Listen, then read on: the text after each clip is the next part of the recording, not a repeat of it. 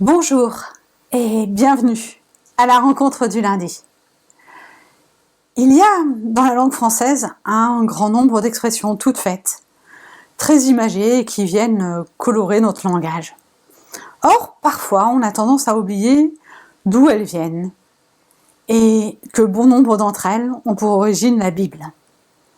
C'est le cas, par exemple, d'être ravitaillé par les corbeaux et qui, dans l'histoire originale, ne signifie pas exactement ce qu'on y met aujourd'hui.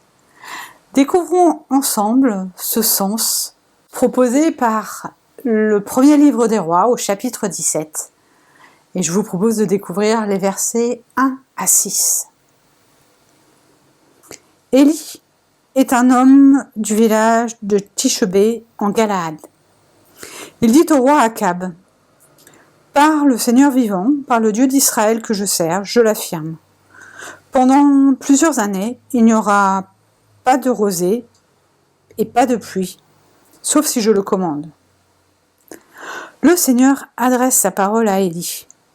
Pars d'ici, va vers l'est et cache-toi près du torrent de Kérit, qui est à l'est du Jourdain. Tu boiras au torrent, et j'ai donné l'ordre au corbeau de t'apporter à manger. Élie fait ce que le Seigneur lui dit. Il va s'installer près du torrent de Kérit, à l'est du Jourdain. Les corbeaux lui apportent du pain et de la viande matin et soir. Et Élie boit l'eau du torrent. Être ravitaillé par les corbeaux, c'est pas simplement être dans un endroit complètement paumé où les livraisons sont assez précaires. C'est surtout s'en remettre au Seigneur dans ce que lui annonce et lui faire confiance, même lorsque cela peut sembler irréaliste. Non, il ne faut pas être trop regardant sur cette viande et sur ce pain. Fruits de rapine, fruits de ramassage.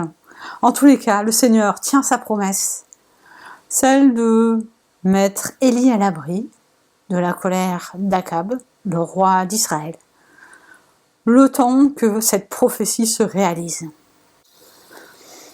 Remettons-nous entre les mains du Seigneur pour cette semaine. Seigneur, en cette semaine qui s'ouvre, je veux te remettre chacun d'entre nous. Viens nous relever lorsque nous défaillons, nous permettre d'être nourris lorsque la faim, toutes les faims, se font jour en nous. Et permets-nous de marcher à la suite de ton Fils.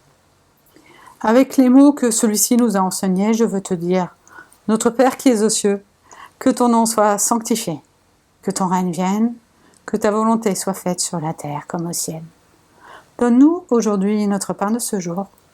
Pardonne-nous nos offenses, comme nous les pardonnons aussi à ceux qui nous ont offensés. Et ne nous laisse pas entrer en tentation, mais délivre-nous du mal, car c'est à toi qu'appartiennent le règne, la puissance et la gloire au siècle des siècles. Amen.